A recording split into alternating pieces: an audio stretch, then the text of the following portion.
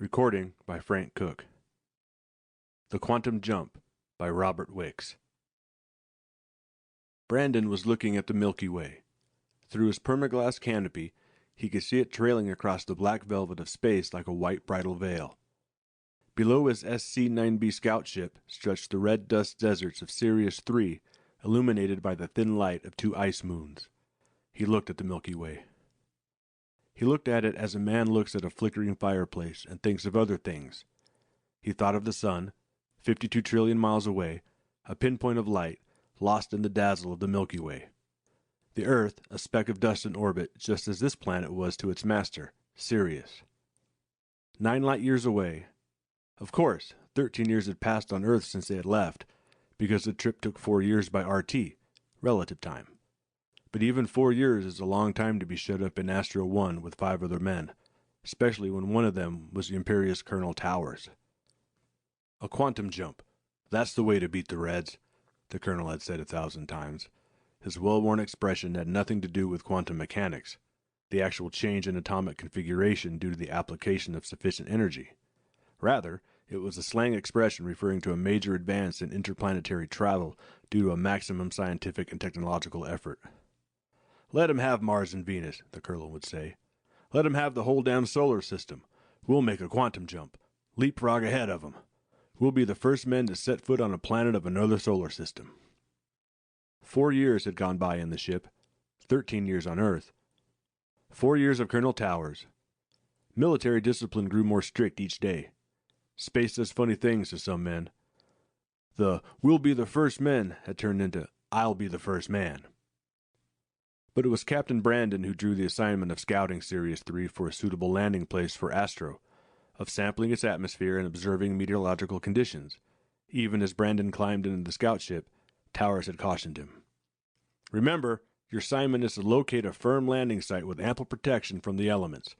Under no circumstances are you to land yourself. Is that clearly understood?" Brandon nodded, was launched, and now was cruising 100,000 feet above the alien planet. Brandon tilted the ship up on one wing and glanced down at the brick-red expanse of desert. Tiny red mists marked the dust storms. Certainly this was no place to set down the full weight of Astro, nor to protect the crew and equipment from abrasive dust. He righted the ship. Far on the horizon was a bank of atmospheric clouds. Perhaps conditions were more promising there. He shoved the power setting to 90%. A fire warning indicator light blinked on. Instantly, Brandon's eyes were on the instrument panel. The tailpipe temperature seemed all right. It could be a false indication. He eased back on the power setting. Maybe the light would go out. But it didn't. Instead, he felt a surging rumble deep in the bowels of the ship.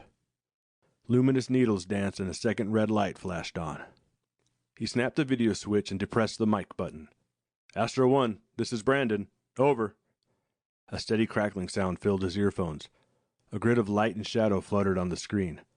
A thought entered his mind. Maybe he had put too much power planet curvature between Astro and himself. "Astro 1, this is Brandon. Come in, please." A series of muffled explosions rocked the ship. He chopped the power back all the way and listened intensely. "Mayday! Mayday! Astro! This is Brandon! Mayday!" A faint voice sputtered in his ear. The face of Reinhardt, the radio man, appeared before him. "Brandon, this is Astro 1. What's your position? Over." Brandon's voice sounded strange and distant as he talked to his oxygen mask.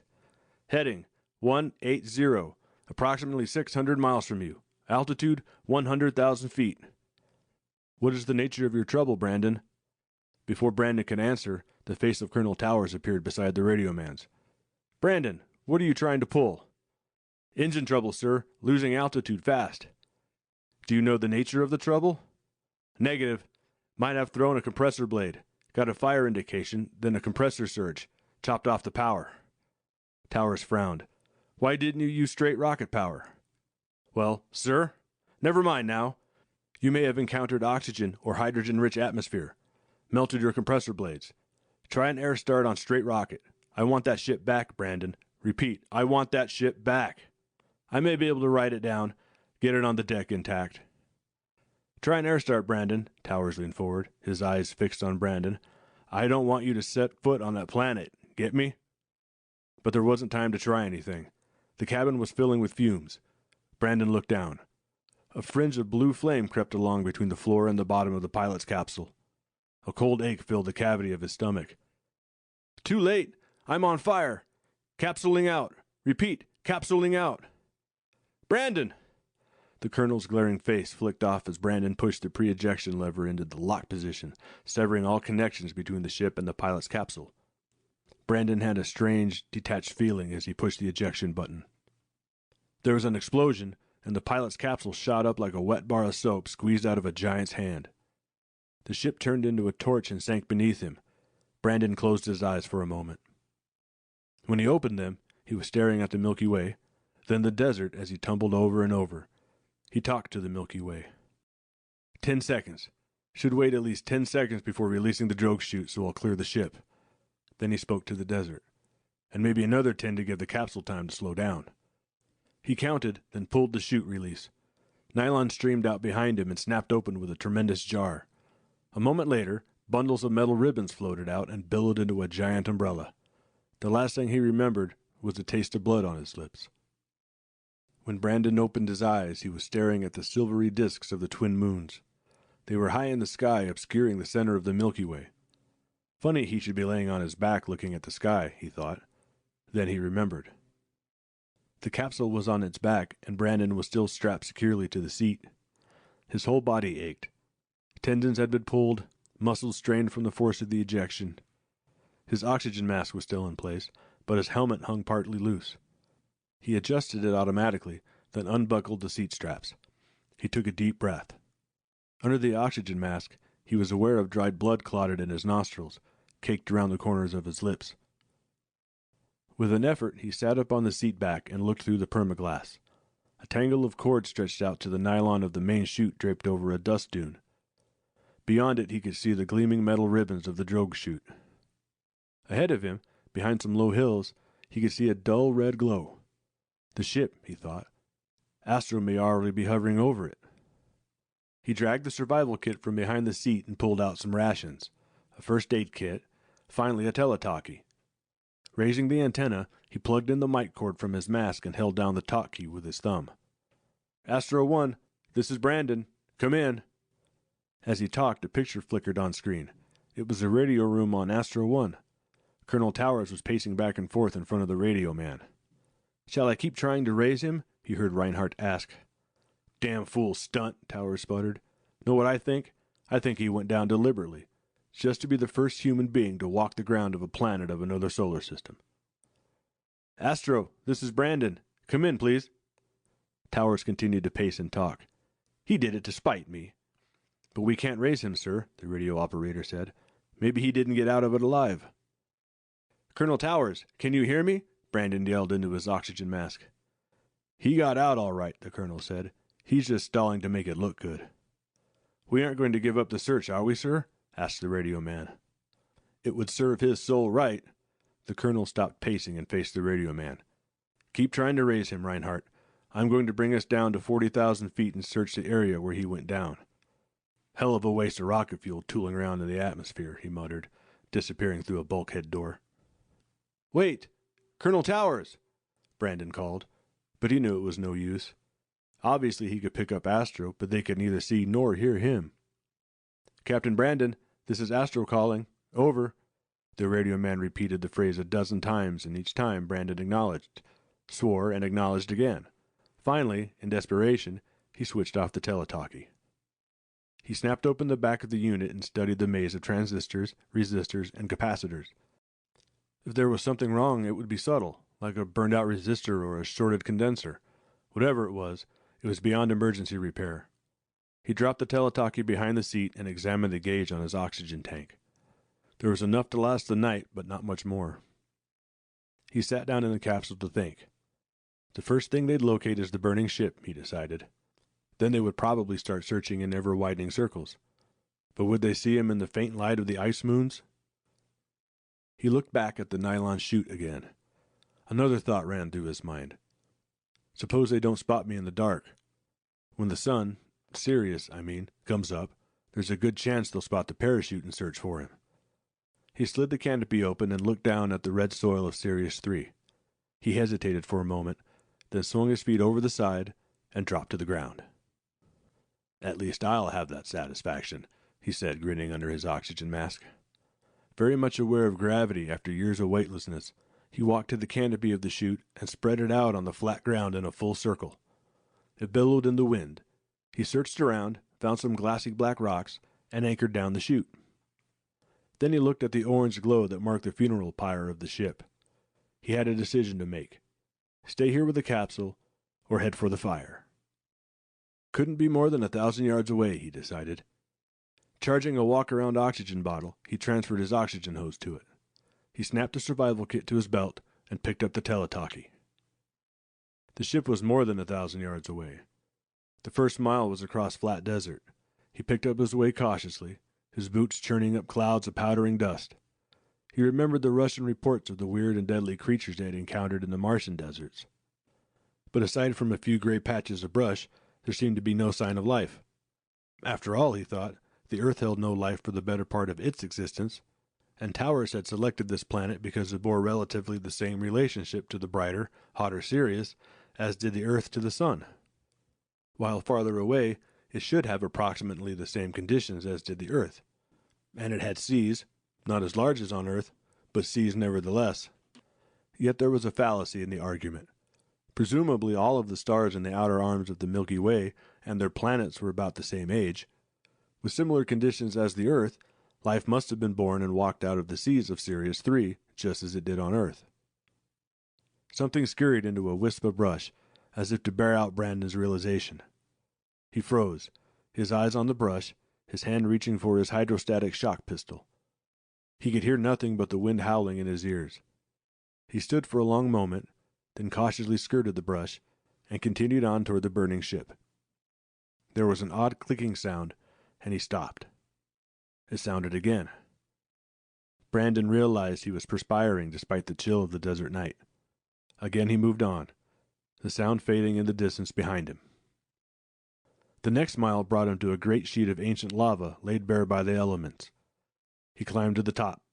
The fire still seemed to be about 1,000 yards ahead, beyond a ridge of low hills. A distant flare lit up the sky ahead of him. It glowed for a few moments and died. They found the ship, he thought. After 4 years, I had completely forgotten about the store of photoflash flares. He watched for a while, but saw no more flares. Finally, he scrambled down the other side of the lava sheet and continued on toward the wreck, moving slowly but steadily. The third mile brought him to the scene of the crash. A smoking cylinder of fused metal lay in a gully. Parts were strewn along the bottom. A wing, untouched by the fire, was leaning tip down against the edge of another lava sheet some distance away. He sat down. Another flare flashed in the sky behind him, silhouetting a row of grotesque trees. "I'm over here, you fools," he thought. He watched until the flare flickered out, then turned his head back toward the remains of the ship. There wasn't much of a glow to it now. It would be hard to see unless Astra was right on top of it. He raised the antenna on the teletalkie and snapped it on. The screen glowed into life. Towers was stepping through the bulkhead door into the radio room. Just like a television playing installments, Brandon thought. Scene 2 coming up. "No sign of him at the scene of the crash," Towers told Reinhardt. "If he got out," observed Reinhardt, "he could be 100 miles away or more." "If he got out," Towers said in a tone that irritated Brandon. "I got out," Brandon said, "and right now I'm walking around your precious planet like a Boy Scout. Damn this teletalkie. I'd give a year's pay if you could see me now, Towers." "We may yet spot the escape capsule," Reinhardt was saying. "We're still continuing the search," put in Towers, "but I don't mind telling you I'm not wasting much more fuel." The radio operator started to say something, hesitated, and finally settled for, "Yes, sir." Brandon swore and snapped off the set. He looked at his walk-around bottle. "Can't stay here any longer," he muttered. He couldn't find the capsule. He walked 3, perhaps 4 miles. He stopped and blotted his moist brow with his sleeve. He wasn't going to find it. Before him stretched an endless carpet of red dust. The light from the 2 moons was growing dim, as each settled toward different horizons.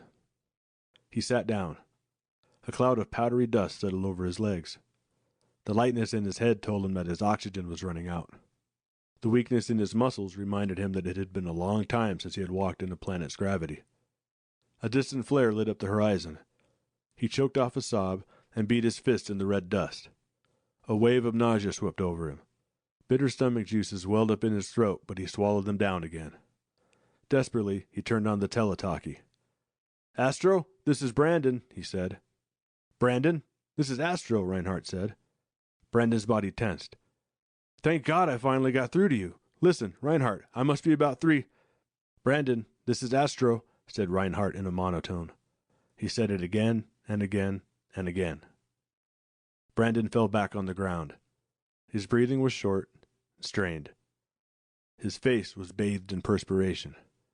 The oxygen, he realized, was giving out. What are the odds that the air of Sirius 3 is breathable, he wondered. 1 in 100? The planet has water in both animal and plant life. Certainly it has sufficient gravity to hold its oxygen. But what other elements? Noxious gases might be present. Maybe the odds are closer to 1 in 50, he decided. But it's no gamble when you have nothing to lose, he told the Milky Way. Ripping off his oxygen mask, he took a deep breath of the alien atmosphere. The dust choked him, his ears rang. Black spots danced before his eyes, then melted into solid blackness. Brandon could hear Towers' voice in a vortex of darkness. "Let's face it, Brandon is dead. Must have burned with the ship. At least that's the way the report will read. Get me, Reinhardt?" "Yes, sir," the disembodied voice of Reinhardt replied quietly. "We're going to set her down on a solid piece of ground near one of the oceans." There was a pause, and Brandon could almost see Colonel Towers drawing up to his full height. "I'm going to be the first man to set foot on a planet of another solar system. Know what that means, Reinhardt?" "A quantum jump, sir?" "Right. Leapfrogging ahead of the Reds. Wait till they read the name Colonel John Towers. Maybe General John Towers. General!" Brandon opened his eyes. Sirius was turning the sky to gray, trimming a few scattered clouds with gold. As he stared at the sky, Sirius rose with a brassy glare. Near it, he could see its white hot dwarf star companion. It was going to be a real scorcher, he decided. Worse than any desert on Earth. He sat up stiffly. On the teletalkie screen, Reinhardt, alone in the radio room, was calling quietly for Brandon. The bulkhead door swung open, and Towers poked his head through. "Knock that off," said Towers sternly, "and take your landing station." As Reinhardt rose to his feet, Brandon reached over and turned off the set. Brandon took a deep breath. His head spun, and for the first time, he realized that he was still alive. He gazed across the shimmering desert to a ridge of scrubby hills. Blue mountains rose up beyond them. Great flows of black lava had rolled down onto the desert floor at some distant time. They were spotted with clumps of gray grass, even as was the desert. The hills were studded with weird trees standing stiff, branches outstretched, like an army of scarecrows. The air of Sirius 3 was doing strange things to him. 2 of the trees seemed to be moving. He swayed and sat heavily. As he watched through a haze of red dust whipped up by the morning breeze, the 2 trees came closer, turned into men wearing desert uniforms, and leaned over him. "Are you okay?" one of them asked. Brandon said nothing. "We saw you from our observation station over on the hill," the other said, pointing. They helped Brandon to his feet and gave him a swig of cool, sweet water from a canteen. "I'm Captain Brandon, of the Astro 1. "Astro 1? The man removed his pith helmet to wipe his brow, and Brandon noticed the gleaming U.S. insignia on the front of the helmet. "The Astro 1 left Earth 13 years ago," the man said. "Only 4 years by RT, Brandon said. The man smiled and put his helmet back on his head. "A lot of things have happened since you left. There was a war which we won, and I guess you guys were almost forgotten. There was a lot of technological development." "You mean you had a quantum jump?" asked Brandon, parodying Colonel Towers' favorite expression.